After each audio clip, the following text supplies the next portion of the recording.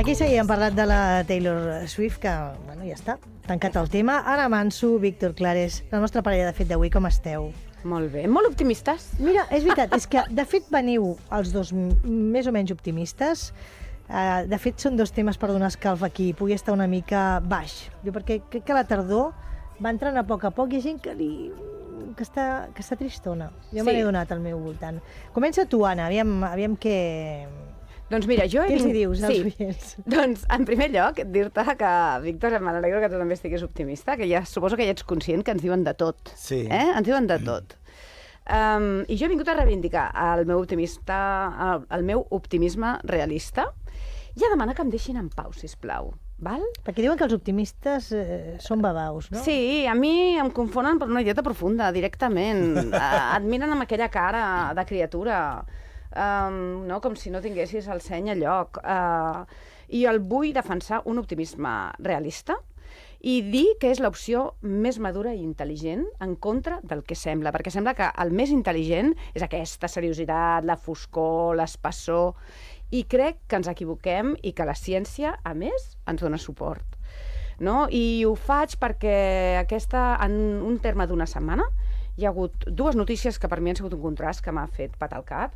La primera va ser el dia 5 de novembre, que em vaig llevar amb la notícia que Zohran Mamdani havia sigut escollit alcalde. Jo, perdoneu-me, sóc una ignorant, no sabia que existia aquest senyor, i de cop aquell dia vaig anar saltant pel carrer com si fos la Heidi. Ens va passar molt d'això, Sí. Perdona, jo m'havia llevat horrorosament malament el 2016, quan Hillary Clinton va perdre les eleccions, i Kamala Harris el 2024, i aquell dia m'havia llevat dient, per favor, hi ha esperança.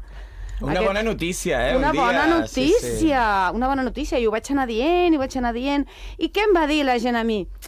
Això, una flor no fa estiu, ja veus tu, és Nova York, allà vomitant negativitat. I jo vinc a insistir, perdoneu-me, acaben de votar a una persona als Estats Units que diu que és socialista i que sí, d'acord...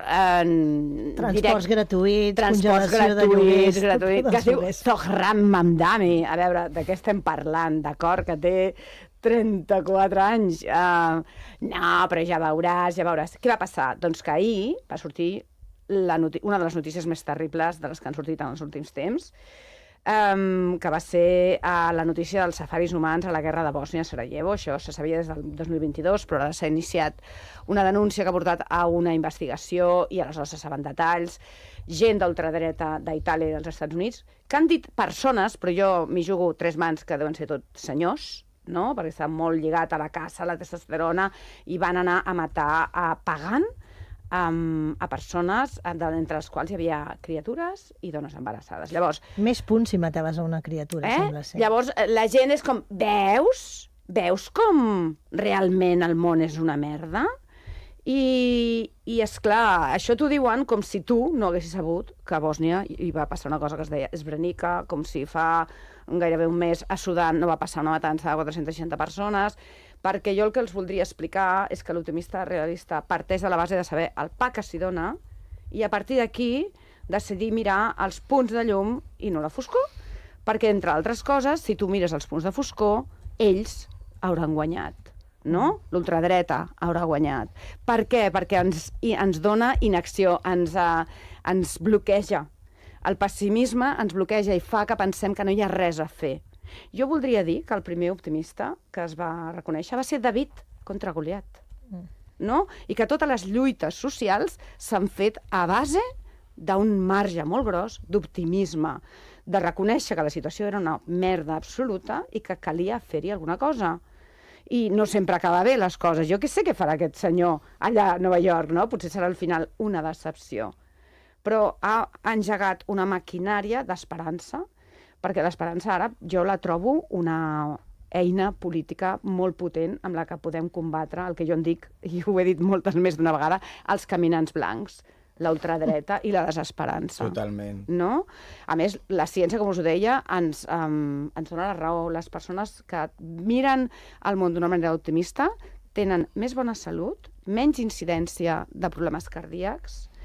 Si tu tens l'esperança realista, atenció, és que, clar, hi ha un optimisme tòxic, o el bonisme aquest que fa que tot ho vegis de color rosa i llavors te la fotis, perdona, No. Hem de tocar de peus a terra, no?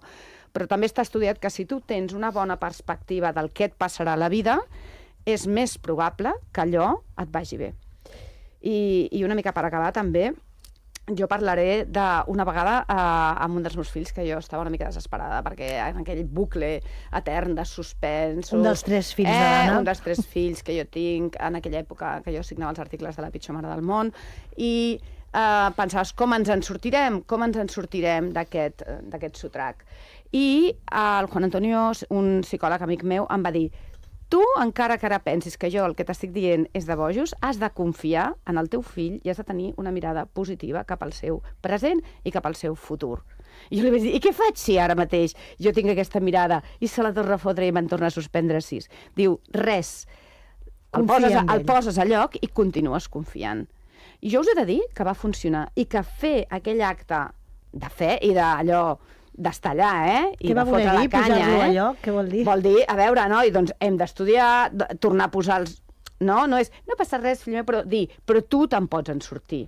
Transmetre aquesta mirada de confiança, de positivitat. I tu te'n pots en sortir. I això va funcionar. Llavors jo penso que si el discurs polític i el discurs públic el domina la desesperança, sí que llavors estem perduts. Per tant, jo abogo per l'esperança i per l'optimisme i el realisme com una arma política. El Víctor és... Jo podria dir que tu ets optimista. Sí. Realista és la paraula clau, A mi m'agrada molt el que ha dit, perquè jo crec que és molt clau on posar el focus, no? O sigui, al final, amb la coneixença del que tenim, no? I del context. I jo sempre parlo amb els meus amics ara, que per mi, per exemple, una molt bona forma de ser optimista és relacionar-te amb gent més jove que nosaltres. O sigui, jo, per exemple, sempre parlo que al·lucino i aprenc molt de la gent més jove. O sigui, nosaltres, per exemple, tenim amics que potser tenen 10 anys menys que nosaltres i veuen, per exemple, tot el tema del gènere, de les identitats, molt diferents, i que ens estan donant unes lliçons increïbles, no? Per tant, òbviament, és un motiu per ser optimista i podem posar el focus també de vegades aquí. I en aquest cas, per exemple, que explicaves això de l'alcalde de Nova York, sí, jo veig a les xarxes que tot el que ha estat passant i tot el tema de l'ultradreta, la gent és com tendeix molt a compartir totes aquestes males notícies i, en canvi, no sé si és per incredulitat, però no he vist tanta gent compartir, no celebrant, per exemple... Sí, exacte, jo em vaig trobar molt sola, I això m'ha semblat... Sí, em va sorprendre. Perquè em sembla que és una mica com una cosa com trilera, no? Encara no ens ho acabem de creure, no? Que això sigui una bona notícia, perquè clar, no en tenim moltes. Però sí que és veritat que quan en tenim una, no? Sobretot als mitjans de comunicació, que, ostres, sempre obrim amb... Sí, som molt culpables, de sentir-te optimista o pessimista. I la neurociència et diu que tu pots entrenar el cervell i depèn de com l'entrenis, tu estaràs entrenat a detectar més positivitat o menys. D'acord? Llavors també pensem que les notícies necessiten de conflictes, és a dir, què és el que ven? El material, ara també parlo jo com a guionista i com a escriptora, el material amb el que treballo, per exemple, són els conflictes. I el material amb el que es treballen en els serveis informatius són els conflictes. I això pot fer que tinguem un biaix massa exagerat. És evident que això no vol dir que estigui boja i que no sàpiga que hi ha això, matances, horrors, fam, d'acord? O sigui, sí, però també hi ha altres coses que estan i que no els hi posem el focus suficient. Però l'optimista realista que dius tu, una mica neix o es fa, perquè hi ha qui no aconsegueix tenir aquesta visió. Mira, hi ha un llibre que jo em vaig llegir fa molts anys, que jo em considero una persona optimista i positiva, que es diu Aprèn d'optimisme, del doctor Seligman, Martin Seligman, que és el creador, el fundador de la psicologia positiva als Estats Units. I té un test perquè tu el facis, i jo el vaig fer, vaig pensar, no sé per què m'he comprat aquest llibre, perquè segur que aquest test el passaré i ara no sé què faré amb aquest llibre. És igual, el regalaré a aquella persona que tot el dia remuga. I et quedes molt parat com detectes coses que tu, per exemple, aquella típica cosa de quan una cosa et surt malament, dius que tot em surt malament. Clar, això és una tècnica que tu et pots caçar tu mateix i dir, bé, això m'ha sortit malament, però la resta me'n surto prou bé.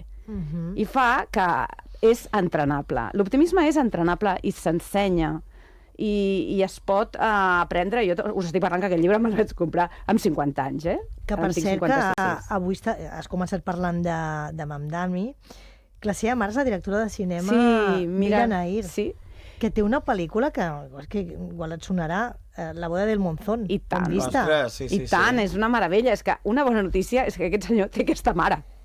Que ve es d'on ve. dedica a la cultura, a més. Que es dedica a la cultura, Clar, que això té un està pare molt bé. politòleg, que és viatjat i que somriu I que d'una somriu. manera sincera. I que Zoran Mandami va ser raper en la seva joventut i ens has portat una de les seves cançons, A veure, no? jo és que no podia dir una altra O sigui, cosa. t'ha xiflat aquest M'ha home. xiflat. Jo he d'anar a Nova York ara, comprar-me una samarreta. La cantaràs, Anna, no? Ara, sobre de... Bé, La cantaràs? diré una T'has sola après? paraula que sé dir en anglès, nani. Vas, escoltem-la. Best damn nanny that you ever done seen. Fuck top 5 nannies and fuck top 3. I'm the number one nanny, don't fuck with me. Fuck any of the nannies, says they better than Praveen. Cause I'm 85 years old, 85 years cold, 85 years with my family on my back, so outlast everybody on my fucking haters. Don't know me now, then you never know me later. Say, I be in an elevator to the top, go and find your own way there. Drinking a little water, pour for me by my waiter. Not just anyone, but the head fucking major. At the top where I base, got a great grandkid, man, fucking ace. Wrapped in a shawl just in case I cool breeze, but you never catch me, better just catch Ace. Sempre canta així, una mica com... Bé, no ho amb sé, el xiuxiueig. això encara no ho he És molt explorat fort, bé. gaire. Aquest és l'alcalde, el nou alcalde de Nova York. Mireu-vos el videoclip, per favor, és imperdible. Hi ha una nani que està allà cuinant i engega tota a fregir espàrrecs i es pinta els llavis i agafa uns bitllets i se'n va por ahí. I aquest senyor, aquest noi, perquè era un noi quan cantava això, amb samarreta ballant, Quina edat té, divertidíssim. ara? Ho sabeu? No? 34. 34. 34. Té un màster. Té un màster de Mamdani, l'Anna Manso. Mandani, senyor Mandani, convida'm a Nova York. Però sobre aquest cas us en recordeu d'aquella noia, la Sonita, que era afganesa, que va marxar, que ara viu als Sí. Estats Units, que era una rapera també, i que era una tia que estava perseguida de mort i que també hi ha un documental de tot, però que aquest era molt interessant, no? Perquè, Sí. ostres, ara que parlaves d'optimisme, si menys optimisme que podria tenir aquella noia, no? Que Ja. tenia com la vida sentenciada i que a més ara ha sigut un exemple per molta penya És veritat. de l'Afganistan, no? Sí, molt fort. Víctor Clares, A veure... tu vols parlar de receptes de cuina? Sí, No de seré grans xefs, eh? No faré cap recepta, no sóc la Carme Ruscalleda ara mateix, Carai, ni jo he la de vist Parellada. a les teves stories Sí. una truita. Què és, espinacs? D'espinacs, perquè era molt verda. Saps què passa? Amb pa amb tomàquet. Jo odio penjar coses de menjar a l'Instagram, però sempre ho faig quan ho fan els meus pares, perquè és en plan... Que és com bonic. demostrar-li a la gent que es pot menjar bé, o sigui, com senzill, no? I que a més ho fan els meus pares. Bueno, jo he estat malalt. Això, com estàs, He estat Víctor? malalt. El dilluns vaig anar a la tele, a la secció Tens que faig a... enganxat un un Kleenex a la... sí, per si se'm cou el moc. I vaig arribar i... No, volia parlar una mica doncs, d'aquest amor, no, doncs, que ens transmetem a través del menjar, no? I de pares a fills o en famílies en general, no? I clar, jo vaig arribar a casa, que estava com una mica pioc, així em trobava malament. El meu pare, com ràpidament, va començar a fer com rosquillas, típiques rosquillas de Andalucía que hacía mi abuela. Roscos! Roscos así con Ostres, azúcar. Jo tinc vaig el nen flipar. malalt i vaig a Roscos fer de Sí, aceite. sí. Després el dia següent em van fer cocido, em van fer estofat de vedella. Em van començar a fer com menjars i me'n recordava molt, per exemple, clar, que a casa meva, suposo que a moltes cases de la gent de la meva generació, costava molt com dir-nos que ens estimem, no? O sigui, que ens estimem i compartir els sentiments. Me'n recordo que una vegada que li vaig fer una entrevista al Chen Tasai, al Puto Chino Maricón, no? I se'ls veu que a la Xina passa molt el mateix, que o sigui, els hi costa molt doncs, explicar el que senten i per ells la manera com més fàcil és parar la taula, no? Parar la taula doncs, amb molt de menjar i amb el menjar que més t'agrada i vinga, mira, aquí està el Leo avui, per exemple. Hola, Leo. El Leo és amic meu, és de Xile, és la parella de l'Alessio Arena, que potser el coneixeu, que és un cantant napolità, que imagina't, nosaltres, si anem moltes vegades a casa de napolitans, doncs imagina't, si a Nàpols també és el mateix, o sigui, parar una taula i comencem a dinar a les 2 i a les 6 encara estem a taula i doncs aquest amor, no?, de transmetre'ns doncs, això, doncs el carinyo a partir Clar, del és menjar. que cuinar pels altres és una prova d'amor absoluta. Sí, molt heavy, i a partir d'aquí, bueno, jo sempre em fixo molt, no?, sobre el menjar i sobre les receptes que, ostres, que jo crec que, no sé si sabria fer-les ara, no? Si sabria fer un cocido, sabria fer unes llenties, no? Doncs està molt bé, perdona, és una bona base, Sí. Però no sé si sabia fer, per exemple, jo que sé, uns andrajos, no? Que és com molt d'andalus, A veure, què és uns andrajos? Unos andrajos, sembla com un insult, no? Unos andrajos era com un menjar com molt de pagès, de poble, no? O sigui, d'aprofitament, i era com una base així de farina, doncs amb pebrot, amb verdures i tal, amb la carn que tenies a l'abast, i clar, per exemple, ho feia la meva iaia, jo me'n recordo del meu pare, doncs, estan molt pendent de no perdre's cap detall sobre com es feia aquesta recepta, i ara veig que, ostres, no sé si nosaltres tenim aquestes receptes per deixar com els altres, i crec que trobo que és interessant que les tinguem. I a més, aquests dies, sembla que ho he fet expressament, però no ha sigut així, Si hem posat un programa, estava jo així com al sofà amb els meus pares, i hem vist, no sé si el coneixeu, el programa de la Sílvia Abril, de la recepta perduda, que m'ha agradat molt, perquè jo sempre penso com que la Sílvia, que és una supergènia, no? Boníssima. Trobo que ho fa molt bé en aquest programa perquè crec que la Sílvia sempre sap on ha d'estar, no? I fa un programa en el que, ostres, no és la protagonista, però troba doncs, a la gent que ens ha d'explicar coses interessants relacionades amb la gastronomia, va pels pobles de Catalunya. La recepta perduda, no? La recepta perduda, i per exemple doncs, vam veure el pollastre amb gambes de Palamós, la cassola de tros de Linyola, és? Ai, no Sí, és de les Terres de Lleida, sí. Sí, de les Terres de Quina Lleida. gana m'està agafant. Les migues, per exemple, a Santa Coloma de Gramenet, i era molt xulo perquè clar, al final, de sobte, per exemple, també vam veure una recepta sobre el cuscús a Sabadell i ja ho feia una persona de segona generació, no? Ja no era la mare, sinó que era...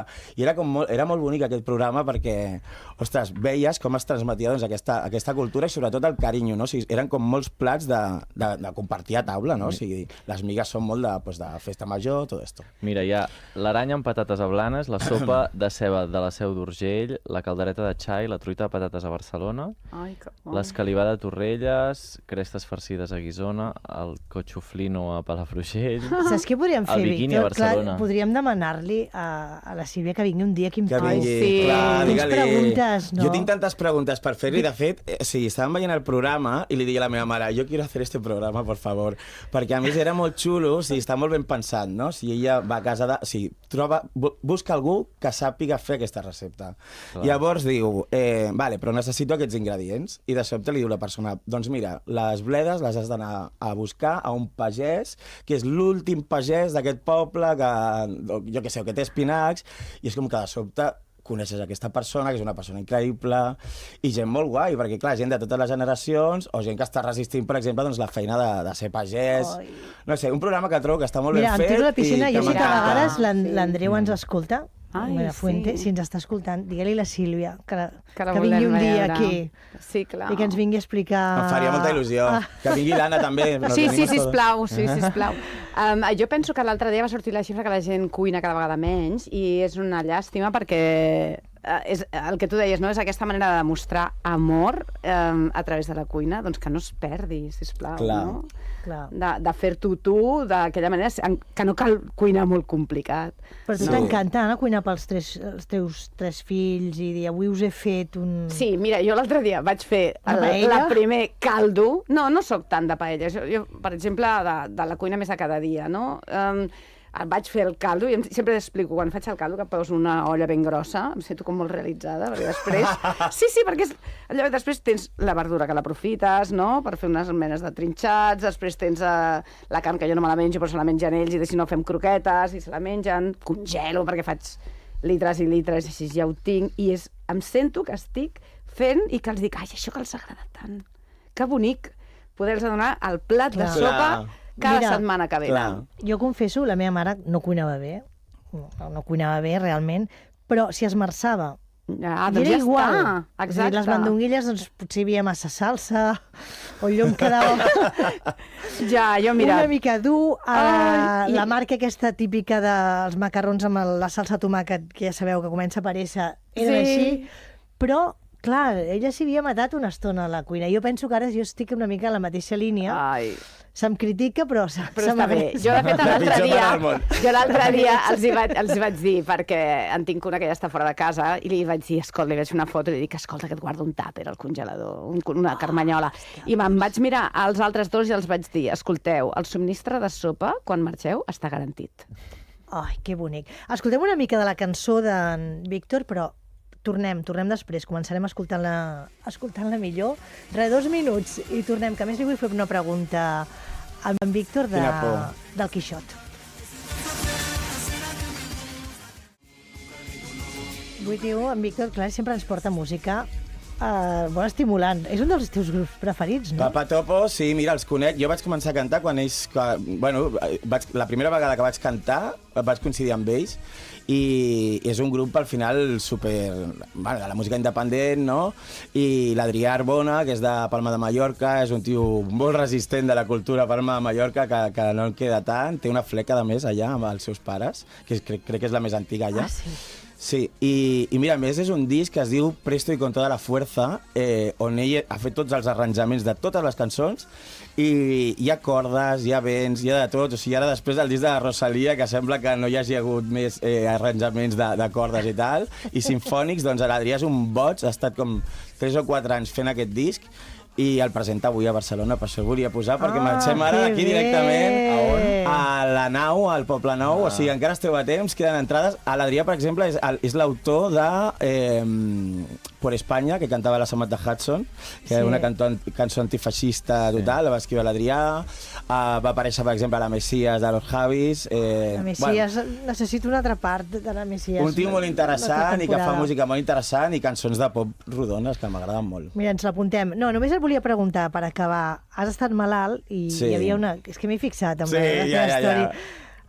Imagineu-vos el Víctor a la seva habitació de quan era petit, amb la paret estucada. Ai, per favor, que bonic. És que era tan... He pensat, que bonic, no? Dormo molt incòmode, ja que ho sàpigues, perquè no estic acostumat a dormir a un llit, o sigui, tan petit. Ja petitet. Sí, però bueno. Però t'has posat a llegir el Quixot i dius una cosa molt bonica, dius... Sí. Explica-ho. Sí, doncs això, mira, l'altre dia, no sé si va ser la Pilar Eire que ho deia, que deia que tenia dèficit d'atenció i que deien que per recuperar l'atenció havies de llegir llibres molt llargs i que s'havia rellegit el Quixot.